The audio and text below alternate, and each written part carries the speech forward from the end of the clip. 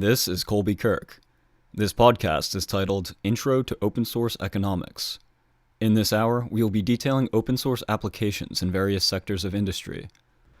If we seek to create a post-scarcity civilization, open source economic principles would represent transitional methods in allowing industries to emerge from competition-based engagement to collaboration-based engagement. Now, we should start by defining what open source actually is. The term open source implies the source, the work, the provisions are open for anyone to use, contribute, modify, or suggest how the outcome will be produced. Traditionally, restrictive provision and reward-based incentive were thought to produce the most innovative behaviors in human beings. Of course, this is the first argument against making projects open source, is the incentive under a scarcity-based economic system. Who is going to work for free, or how will a company make money if they give away their software for free? As most of us know, incentive is not exclusively governed by monetary gain, and there are certainly business models within the monetary system that benefit from making their projects open source. And though these tactics have been applicable in certain environments, some fundamental revelations have been made in the science of human motivation, innovation, and creativity. We have come to understand the foremost prevailing drive in motivating human creativity is the full knowledge that the produced results will be made available for the greater good. People are far more innovative, creative, and productive when they are working towards a goal they believe will serve a greater value system. Now, there's a video floating around that perfectly describes this. It's called Drive, The Surprising Truth About What Motivates Us. It's by RSA Animate. It's from Daniel Pink. It's on Vimeo and YouTube, but it does an excellent job at explaining what actually drives human motivation when it comes to creative principles. So the basic premise is that true creative incentive is derived from the value of contribution and social achievement. The scientists in the lab working day and night to develop a more effective treatment for cancer, they're not doing it for the paycheck. There is a huge social value attached to the outcome of that work, which is driving the incentive. And that is what powers the passion behind the productivity regarding these projects. Conventionally, open source referred to software. Coders and programmers could work together over mutual agreements to write, produce, and distribute software on an open source platform. The source code is made available to the public. That enables other programmers and coders to make their own modifications to it, suggest those improvements, and further contribute to the evolution of the software. This may be perceived as a security risk, yet the availability of source code allows other programmers to examine and verify the genuine functions of the software. Many aspects of open source philosophy removes the limitations of proprietary, profit-based, and otherwise restrictive licensing on privatized software. Copyright was originally intended to protect the writer or artist from having their content taken from a large corporation and used for profit while the artist or writer made very little from their own work. It has since become a tool for large corporations to exploit those who may access this content with no intention of profiting from it. Perfect example in real time would be the high schooler downloading pirated music ends up with a massive lawsuit on their doorstep even though they had no intention of redistributing it. So what the open source platform does is it's also been applied to this idea of copyright in the form of copyleft, most notably the Creative Commons licensing project, in which artists can submit their content to be distributed and shared with the simple accreditation to the original source. Rather than dealing with royalty payments or restricted licensing policies, they just seek credit and a link to their own source or work. The Creative Commons is a licensing protocol that involves allowing designs, media, art, and other projects to be cited, reused, remixed, and built up with a system of accreditation instead of royalty collection. Many artists see this as beneficial as it allows more people to share their work and generate more attention to their talents. And you can look up plenty of examples to this. A notable quote by Jonathan Colton, who made over $500,000 from his music in 2010, he said, "I give away music because I want to make music, and I can't make music unless I make money, and I won't make money unless I get heard, and I won't get heard unless I give away music." Now, understandably, we are still operating under the monetary system, as this quote acknowledges, But in a resource-based economy, artists and creative types would be performing and providing their art to the world for free, and this would be freely shared and properly accredited, which, as we know, is probably the highest aspiration an artist would want, for people all over the world to appreciate their work. Now, when it comes to information, people were viewing Wikipedia as this unreliable side project during its initial introduction. As we all know, Wikipedia is now one of the leading sources of information on the web. Being open source in nature, it has also spawned many other relevant academic and creative outlets for information sharing. It's probably one of the best examples of a global open source platform that has a very relevant purpose in serving the global community. Now, education is one of my favorite subjects, and this is potentially some of the largest implications of reshaping our global civilization to a world of abundance. I want to begin by reading off some basic statistics on internet growth over the last 20 years, because this is a very exciting topic, and in order to fully grasp the implications, it's important we understand how fast the internet has been growing and how fast the human population has been getting connected to the internet over the past 2 decades, and where these rates will take us over the next several decades. So, back in 1995, about 0.5% of the human population were connected to the internet, about 16 million. 8 years later, in 2003, it passes 10% of the world's population having internet access. Skip ahead to 2011, we have 30% of the world's population with internet access. And as of March 2014, an estimated 40% of the world's population has access to the internet. Now, the keyword here is access. Access to a technical system of information sharing on a global scale. So if you just look at the numbers and watch the trends of how fast this technology is reaching the developing world, and what percent of the world will have internet access as time progresses, we can start to understand how powerful the following projects can really be. Educational researcher Sugata Mitra is the winner of the 2013 TED Prize. His wish is to build a school in the cloud where children can explore and learn from one another.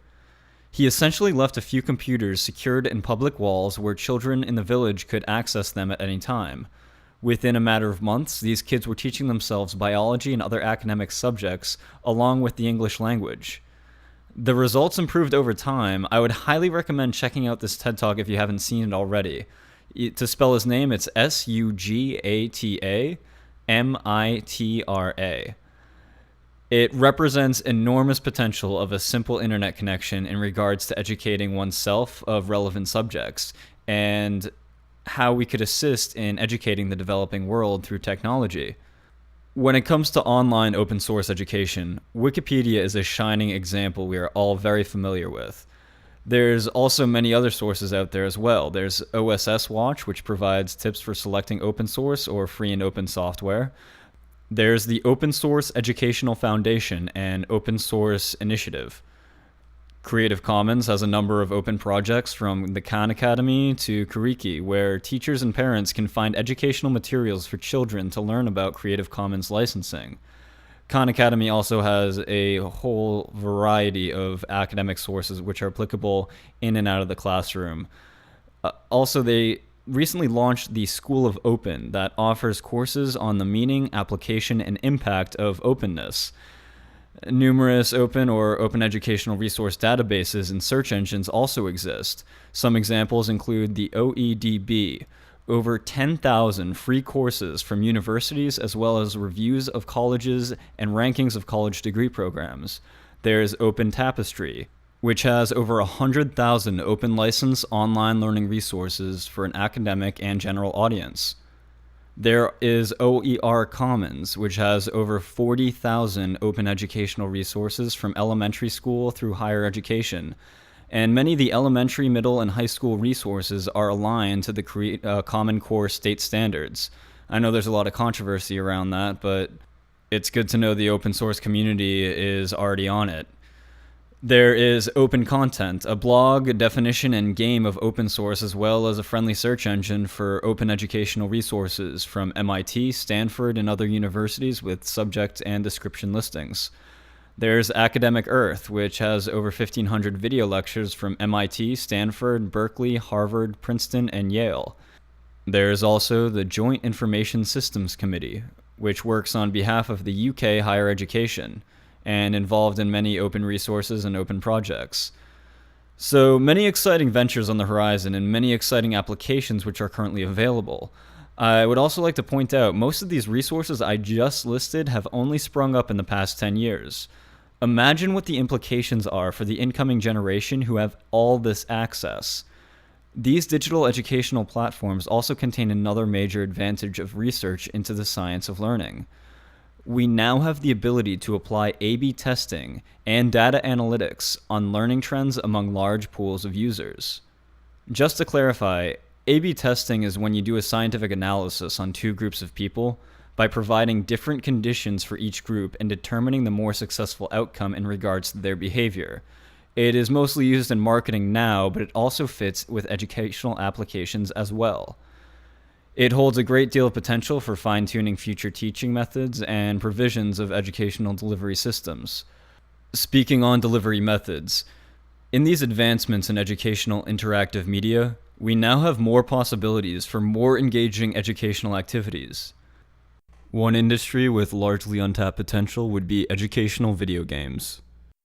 Video games, which get upwards of 3 billion hours a week worldwide, could be the next delivery method for educational content.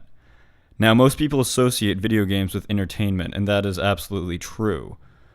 The interactive level of such an engaging form of media can keep the human mind focused on immediate tasks and guide the player's behavior towards achievable goals. These tasks and goals can be designed to be educational in nature. These formats also allow data feedback and progress tracking, as mentioned earlier. This is simple human behavior. It is becoming widely understood that we need to adapt the educational curriculum to the interests of the children rather than trying to force the children to adapt their interests to the curriculum. Teenagers spend more hours playing video games than they do engaging in school or doing schoolwork. According to a study done by the Kaiser Family Foundation, the average adolescent between the ages of 8 and 18 will dedicate an average of 53 hours a week to entertainment media, most notably video games. Of course, television and computer time also factor into that statistic. These mediums of information delivery win out over homework and reading for sheer fact that they are more engaging and more stimulating to the mind of a growing human being. It is not necessarily the content of violence or the lack of educational content which makes this appear more attractive. It is the highly interactive and challenging tasks provided by this medium. It is that simple if you want kids to learn. Design a learning environment conducive to their interests. And if you think media cannot have any effect on a child's behavior, look at what the monetary system has done with many of the world's leading experts in child psychology. They migrate to the best-paying jobs, which are usually in the marketing field. They can design a 30-second ad that will motivate thousands of children to nag their parents into buying sugary cereal or some other junk food, which could eventually lead to unhealthy eating habits that would eventually lead to detrimental diseases like diabetes or heart disease. So if experts in child psychology are capable of doing that in a 30-second ad, what could they be capable of doing in the 8 hours children attend educational institutions? So if experts in child psychology are capable of doing that in a 30-second ad, what could they be capable of doing in the 8 hours we have children attend educational institutions? If they were assigned the task of developing the most efficient and effective tactics in teaching, how different would this updated educational system be? What resources and innovations would be applied to equip the new system? And what would teachers have access to at that point? For example, a current math class will assign a worksheet with 50 practice problems, and the student will use a pencil to write the problems down on a paper showing their work. Imagine if instead the teacher assigned a simple flash game that was free online and every student had to play the game until they reached level 50. Of course, the video game sounds far more attractive to your typical teenager than homework on paper, and the idea of getting to level 50 sounds more exciting than doing 50 questions. The game could also have real-time automated assistance and switch up variables so kids couldn't cheat off each other. It could also have a background storyline attached to it to keep it interesting and engaging. It could track progress, what areas each individual student had trouble in, and what strengths each student had too. This would all be recorded into an easy-to-read report that would be directly sent to the teacher. On the teacher's end, without ever needing to grade any of the homework papers, they can directly see the progress and full analytics on each student. So the teacher is far more equipped to provide in-room assistance with any areas the student might be struggling in. From a technical perspective, this frees up a great deal of time for the teacher and makes the assignment process far more engaging and leaves room for further updates. Now understand, there are legitimate companies and organizations out there making educational video games. However, they are largely underfunded or rely on private commercial ventures to make themselves available.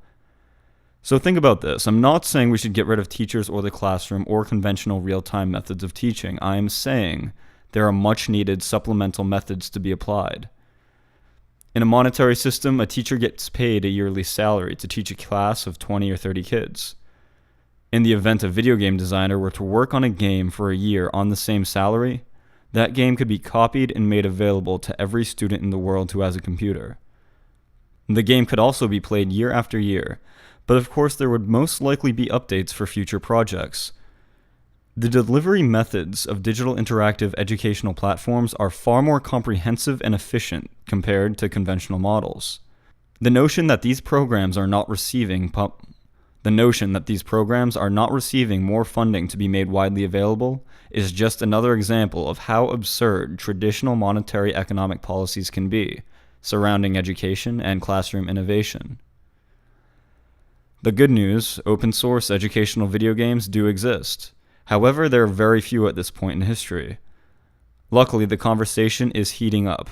There are TED Talks out there on these subjects. Do a quick search, you are sure to find them. And I should also mention, video games are applicable to more than just education. They have industrial, medical, and real-world problem-solving applications as well. So moving forward, the open source philosophy has also been applied to computer hardware in some notable projects.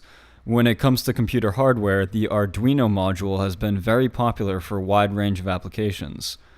Arduino can sense the environment by receiving input from a variety of sensors, and it can affect its surroundings by controlling lights, motors, and other actuators. All software, hardware, and applications are open source and freely available online. The boards can be built by hand or purchased pre-assembled. The software can be downloaded for free. The CAD files are available under an open source license, and you're free to adapt them to your own needs.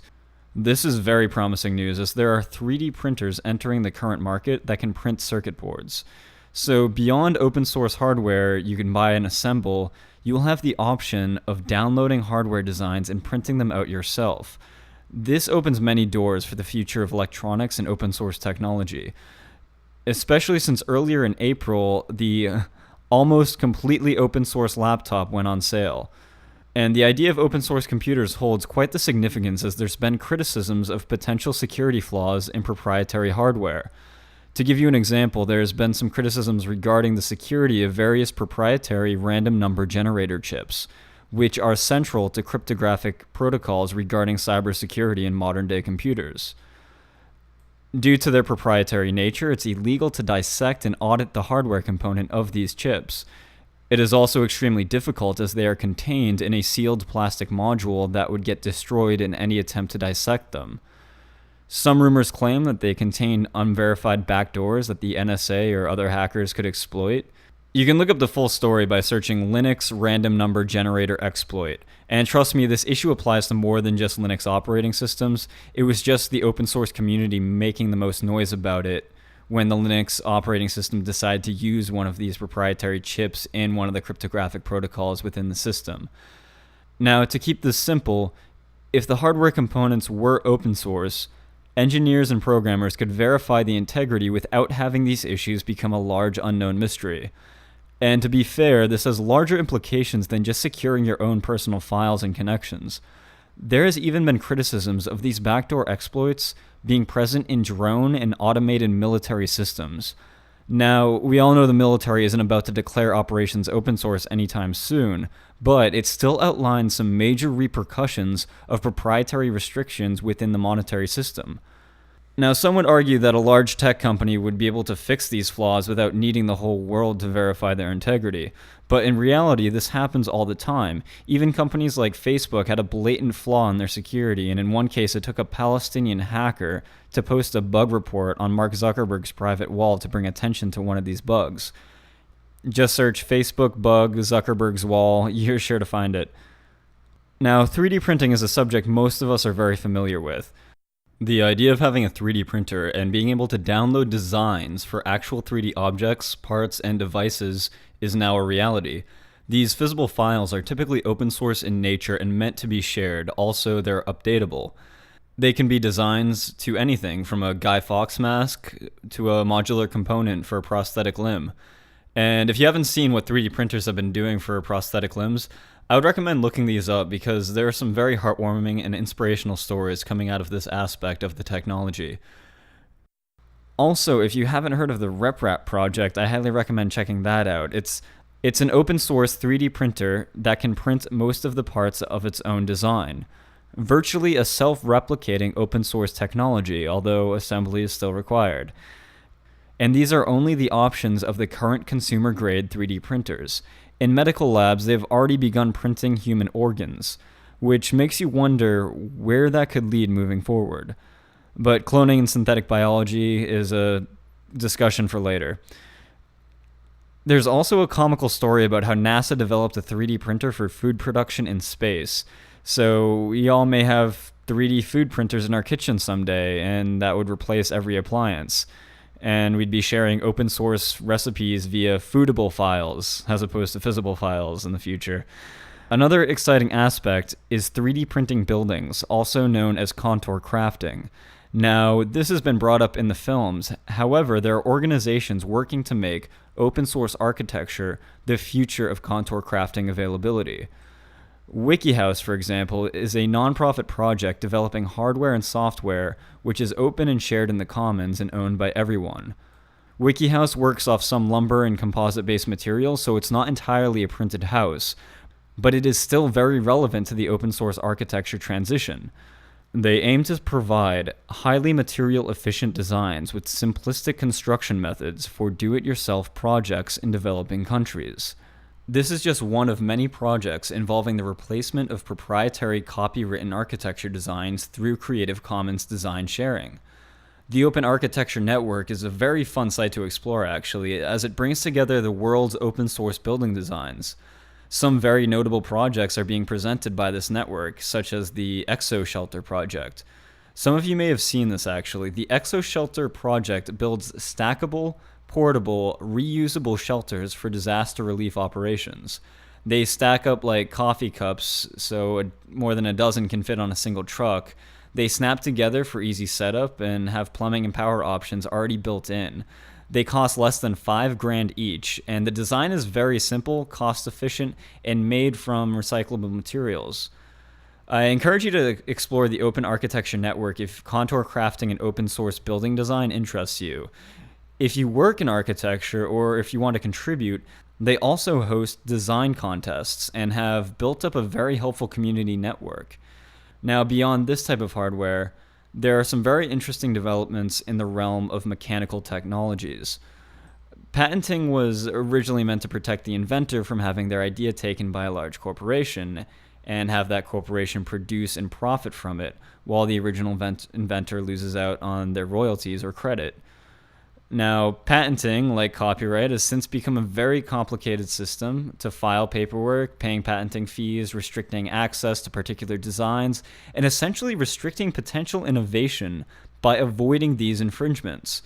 Now, for example, some companies who might profit from an inferior technology may buy up patents to a new technology which is far more beneficial and efficient for use, yet would render their inefficient, expensive technology obsolete.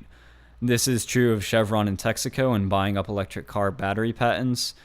And in our time of digital databasing, unified CAD designs, and user-based submission systems, All of these should remove the need for many conventional protocols of patent fees, paperwork, and clunky procedures in submitting patent ideas for new innovations. Many people, many inventors, do not have the money to submit patents and pay thousands of dollars up front just to get one invention out that might not go anywhere if a venture capitalist doesn't pick it up for distribution. Now, a popular solution to this is the Open Source Ecology Project, and this is actually on the global website. It's an amazing project, there's a lot of potential behind it, and completely reshaping the way the industry functions.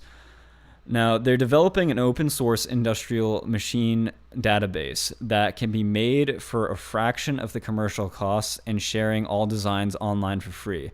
This is everything from brick ovens to bread ovens to tractors to cars to trucks and even houses.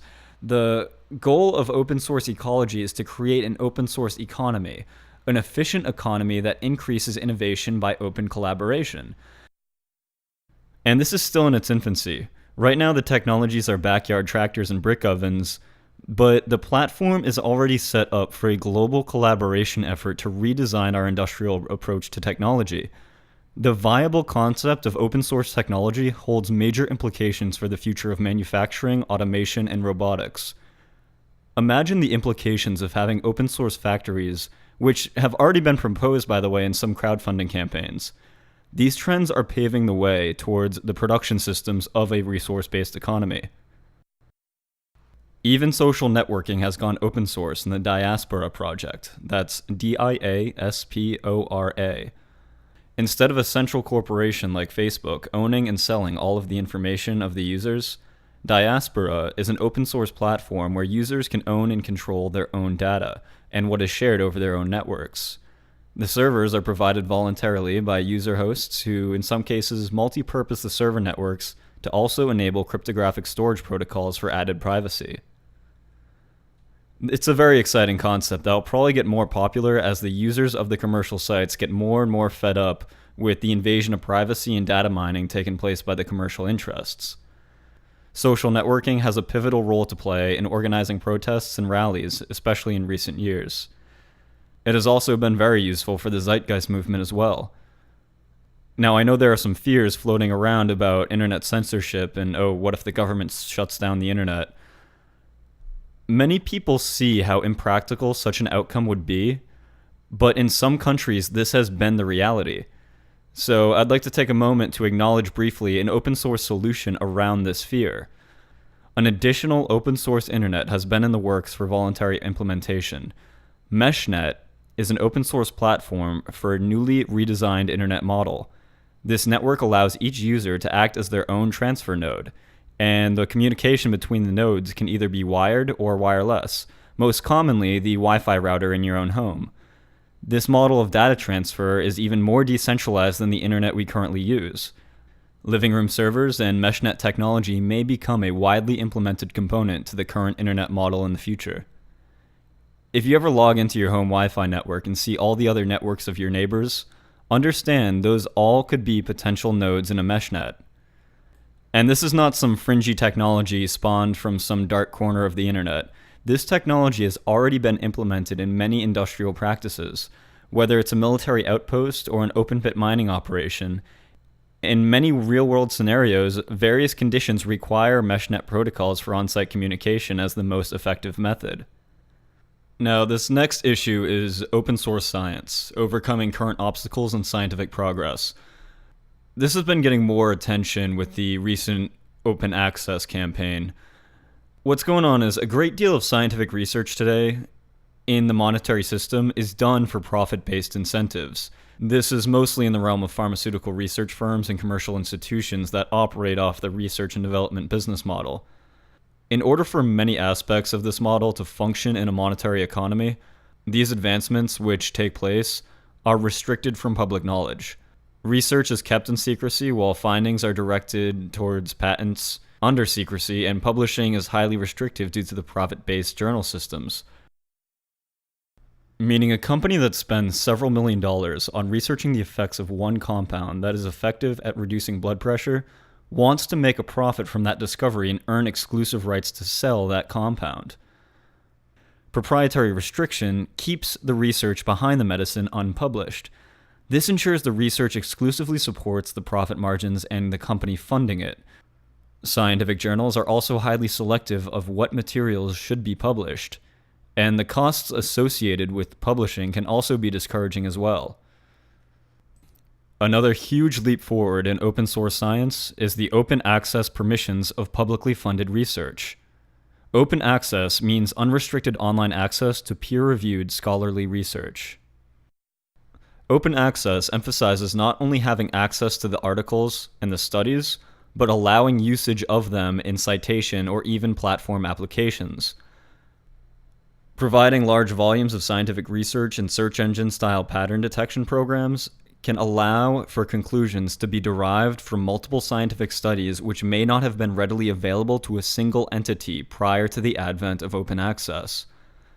This is a far more effective use of research which has already been done, in collaborating further findings which could greatly benefit scientific advancements. Now, there's other ventures around the world doing very similar work. There's Open Source Drug Discovery. It's an institution out of India that promotes open knowledge on drugs and treatments for some of the world's most common preventable and treatable diseases. Certain legal frameworks across various countries also have proprietary expiration before certain pharmaceutical compounds can be made generic. Now, there are a few TED Talks I would recommend if you're interested in learning more. Now, one TED Talk people should see is by Ben Goldacre, and it's called What Doctors Don't Know About the Drugs They Prescribe. He goes over the issue of how scientific journals are not publishing negative or inconclusive findings, and this leaves doctors and researchers in the dark about what our actual scientific knowledge is. Another talk I would recommend is called Open Source Cancer Research. It's by Jay Bradner, and this is basically, he explains the benefits of turning scientific industries open source and how much benefit that can provide for public health and scientific progress. Now, these are fundamental principles which a resource-based economy would operate on, not to mention the benefit these methods could provide for public health today. There's something to be said about peer review and allowing administrative guidelines to be made more open, instead of restricting open criticism backed by scientific research against administrative policies backed by profit-based incentive. Public health is a victim from the lack of oversight derived from open criticism in defining publicly appointed dietary guidelines which are meant to be based on science. The scientific process has also been made highly commercialized, and this is made clear by corrupted administrations which are left to interpret the quote-unquote scientific data for public health. A common criticism of the USDA and FDA include the conflicts of interest which have influence within the approval process. A scientific paper produced by Jeff Herman outlines specific examples of this, and there are many. If you are interested in reading more, the paper is available online if you search USDA Conflicts of Interest, Jeff Herman. The entire paper outlines many cases where scientific data was ignored or overlooked in the development of nutritional guidelines for the United States. And this is not the only physician making noise about the issue. Conflicts of interest in dietary guidelines go back for decades, all the way back to the McDougall Report. This is not only a threat to human health, but a threat to public scientific integrity as a whole. These outcomes also stem into what industries get subsidized and what policies favor particular economic outcomes, even if those outcomes result in disease-promoting foods receiving subsidies. There's plenty to be said about high fructose corn syrup and pesticides in our groundwater for another talk. The major problem I want to address with commercial scientific research in nutrition stems from the lack of actual scientific application when funding sources provide profit-based incentives for particular findings.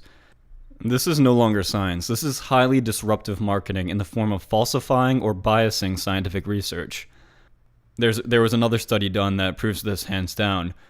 It was on the relationship between funding source and conclusion among nutrition-related scientific articles. That's the name of the paper.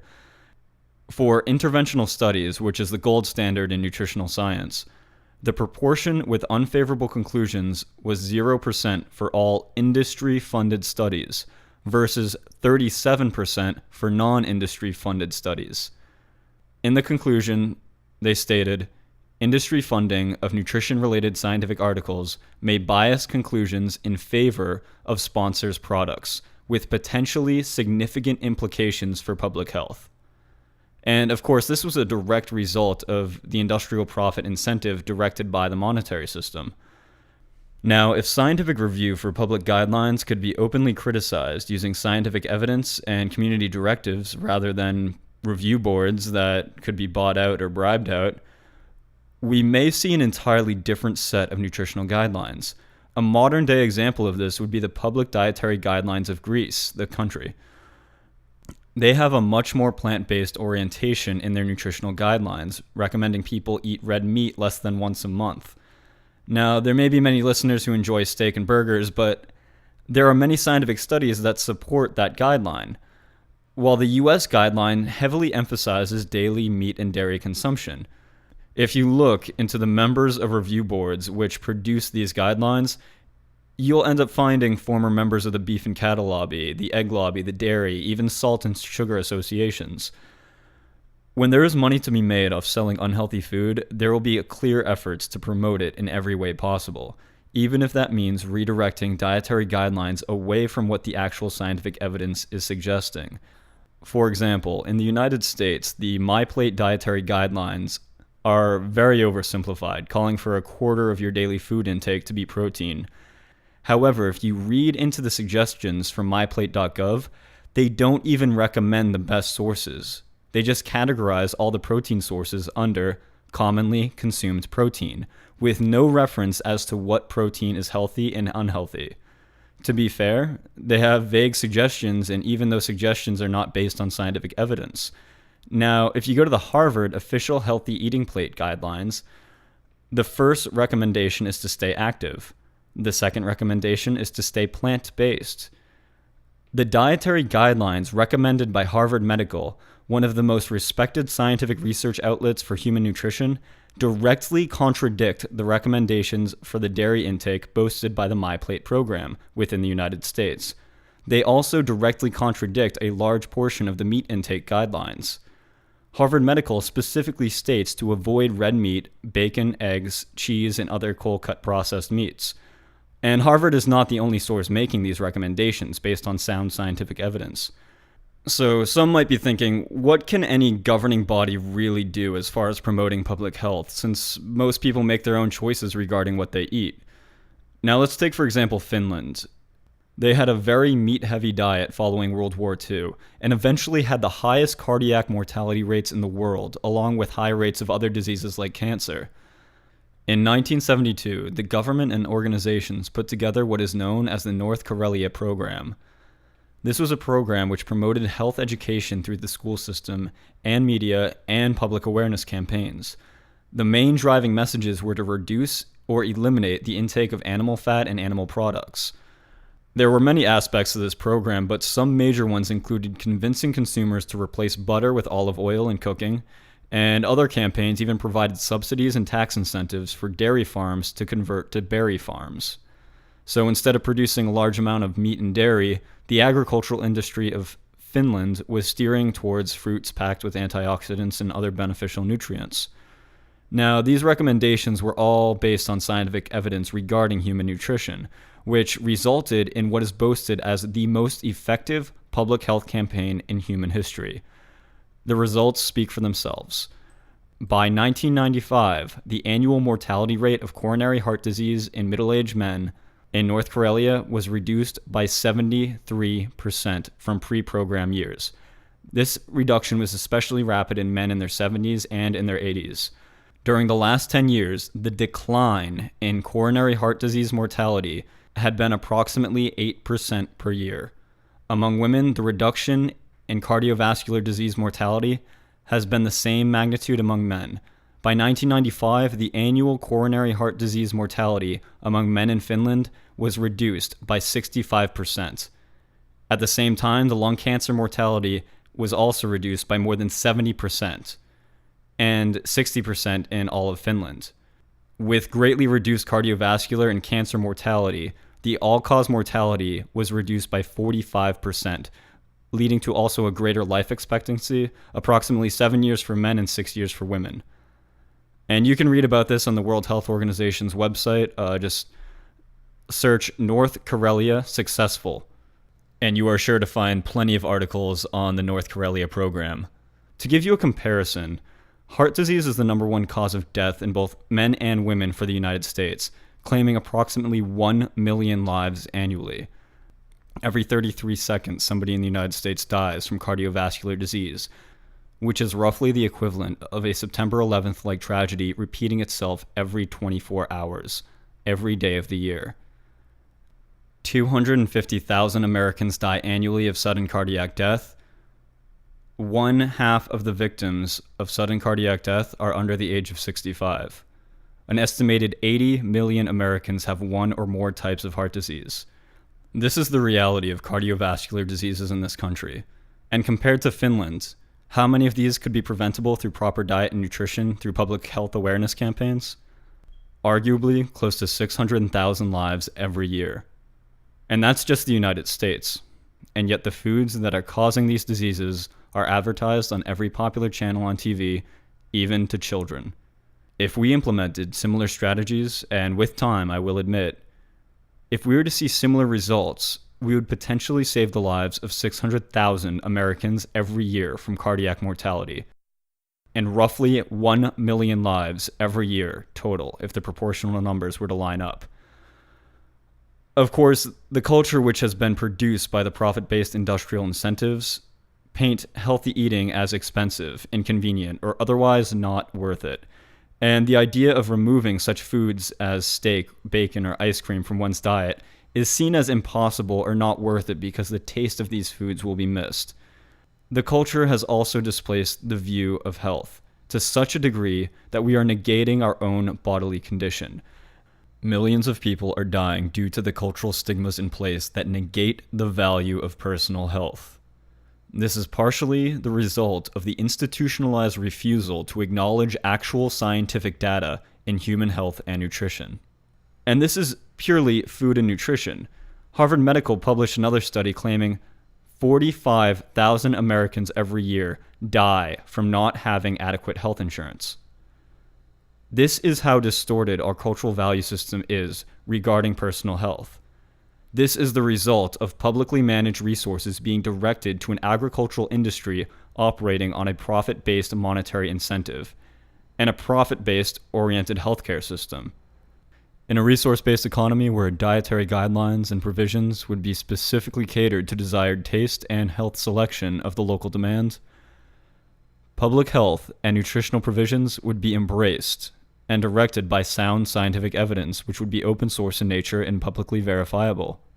In addition to the options to continuously update the scientific knowledge base of human health and nutritional science, no one would ever need to die from foodborne illnesses.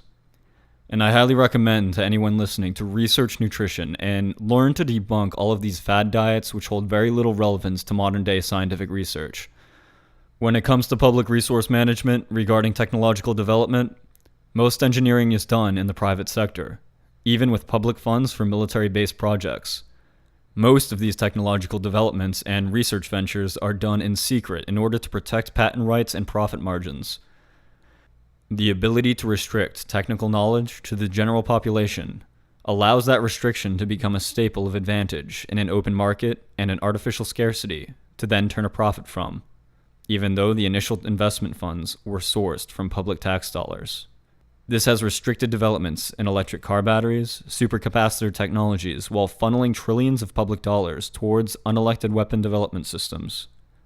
Imagine if instead of the federal government funding private military engineering projects, it funded the development of an open-source CAD sharing platform, which rewarded the most efficient, effective designs for electric cars or renewable energy technologies, or any other relevant consumer goods. This would bring every research firm in the world on board with a collaborative global effort to improve technological developments on a scale never before seen. Since the award system of public resource allocation would then place the most effective designs into production, we would then be streamlining the collaboration efforts into viable technical solutions every industry in the world could replicate, produce, and improve on, since it would be open source. Now, it's very important to make this connection. Open source applications are public goods. They are public resources for everyone, just like public parks, public libraries, and public schools. So the question comes into play. By variance of the benefit we receive from open source applications, do they deserve recognition in the realm of public funding? Ironically, most of them are produced purely through voluntary means or funded by crowdfunding communities and nonprofits. Though, to be fair, there are business models that operate off open source availability. Now, crowdfunding is a recent innovation which represents a democratic method of resource allocation in the long run. Speaking of crowdfunding and public resource allocation, I would also like to bring attention to this real-world scenario. There are multiple crowdfunding platforms that actually work towards civic public projects. For example, public parks or playgrounds and other public resources. So there are already methods of producing public resources without the need for the government or taxation systems to function in the process. Think about how that would play into a transition towards a resource-based economy. If we understand a population that could be fully educated and fully informed on the current state and progress of technology, there would be a global open source platform in directing public resources and talents of all scopes to various projects, innovations, and discoveries. We would effectively be removing all restrictions and limitations to technological development, scientific progress, and essentially human betterment, as we continue to update the standard of living through technology produced by our automated open source factories. I want to point out that every industry I mentioned is already in a state of transition. I also want to bring attention back to software, where it all started. Software design is usually not considered a scientific progress by those who don't work in the industry. However, it is a vanguard to virtually all development and technical advancements. Proprietary software has been a dominant presence in the commercial industry. It is understandable that private profits are required to pay programmers for their efforts within this monetary system. However, the restrictive nature of proprietary software can inhibit certain components of the developed software from helping or assisting in non-commercial ventures which hold potential for social contribution. This legal framework has given rise to the highly inefficient and restrictive business model of patent trolling. Now, patent trolling has become a major issue in the realm of tech startups. A quick search will reveal many entrepreneurs in the tech startup field sometimes need more lawyers on their teams than actual developers. The legal grounds for developing new products, technologies, or services has become so complicated by the restrictions in place, many are claiming this is choking out a large potential for future innovations. Patent trolling is the intentional patenting of software concepts that certain institutions might not even develop, for the sheer sake of eliminating the potential for competition from the design they made a conceptual patent for, or to simply profit from a lawsuit of definable infringements which may come about years later. According to RPX Corporation, a firm that helps reduce company patent litigation risk, patent trolls in 2012 filed more than 2,900 infringement lawsuits nationwide. Many examples exist, even the JPEG image format, intended to be free of license fees. It was subject to a few patent attacks, one as late as 2009. These practices stifle innovation and cause enormous inefficiencies within the monetary methods of current business models. However, open source software is becoming more recognized as a viable industry standard. Open source software research can be done through platforms and services like GitHub, which streamline the process of connecting to other developers and feedback audiences for projects regarding open source software development. This also opens up doors for cross-platform applications and allows more commercial institutions to comfortably utilize these applications without needing to concern themselves with licensing restriction. Considering the resource-based economic model would be based on an open-source platform which manages the Earth's resources, it is important to make knowledge of these resources freely available. Understanding one of the major steps in establishing a global natural law resource-based economy would be the planetary survey. A survey must be done of all available resources of the planet. This would be done in conjunction with the establishment of a planetary monitoring system. This survey would collect information on virtually every identifiable variable pertaining to localized regions. The survey and eventually the established monitoring sensor array would assist in establishing the most effective and efficient system possible for sustainable resource extraction. The knowledge of the Earth's resources is not currently disclosed on an open platform. An example of this restriction could be the recent event of Shell Oil prospecting the Arctic Ocean for drilling. Fortunately, they recently announced there will not be deep-sea drilling in the Arctic, as there are cold water coral reef ecosystems in the prospected areas. It may have been a technical practicality that swayed their final decision, but it was actually a Greenpeace submarine that discovered the coral and notified the public. It was not Shell Oil making the announcement, even though they had been prospecting that area for quite some time before Greenpeace got up there. So this makes you question whether or not Shell Oil would have done the same in their own discoveries. If there are resources that can benefit the development of our civilization, it is important for that information to be available to the public, instead of remaining hidden under some private extraction stake of a profit-based industry. An open-source economic model would not only include and implement all of the previously stated innovations, but also implement an open-source government, in which politicians, corrupted private interest groups, and hostile authority were designed out of the system. If the citizens of this network had their own account in which they arranged their methods of social contribution, their occupations, their public contributions, and their participation in product, resource, or other service demands, this would also include demand regarding public projects through direct resource allocation, rather than electing some bought-out political puppet to spend money for them.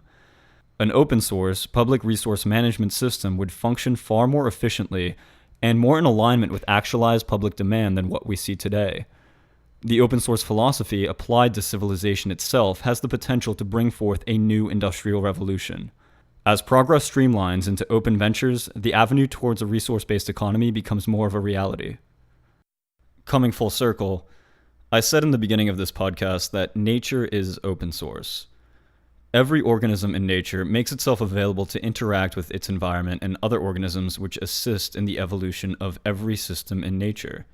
Whether it is a fruit-bearing tree providing access to its fruit for animals to spread the seeds, or a bunny developing faster muscle function to escape the wolf.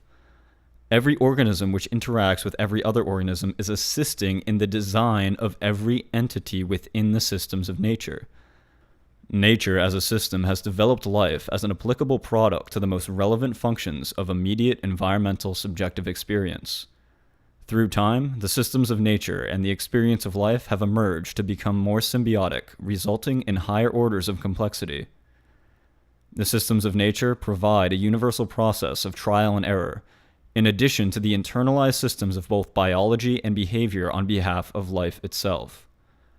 The relationship to life and nature are unified in systems of constant change and further advancement. Much like our process of science and technological development, we apply the laws of nature to trial, error, and creative applications to further advance our own designs and awareness.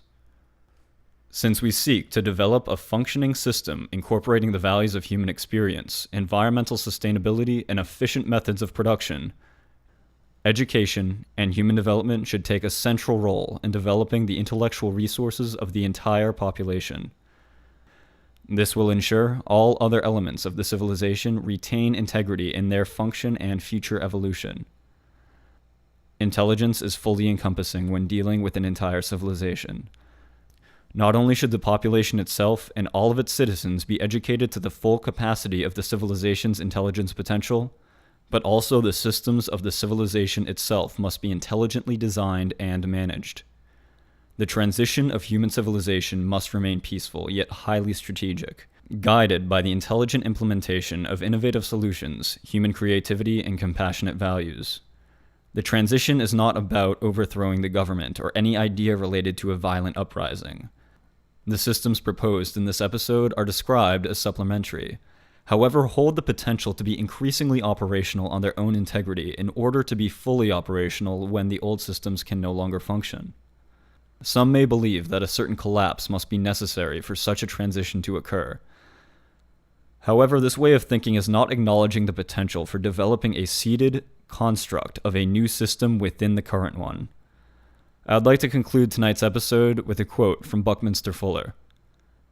"You never change things by fighting the existing system. To change something, build a new model that makes the existing model obsolete." I'd like to thank you for tuning into my first podcast. This has been Colby Kirk. Have a great night.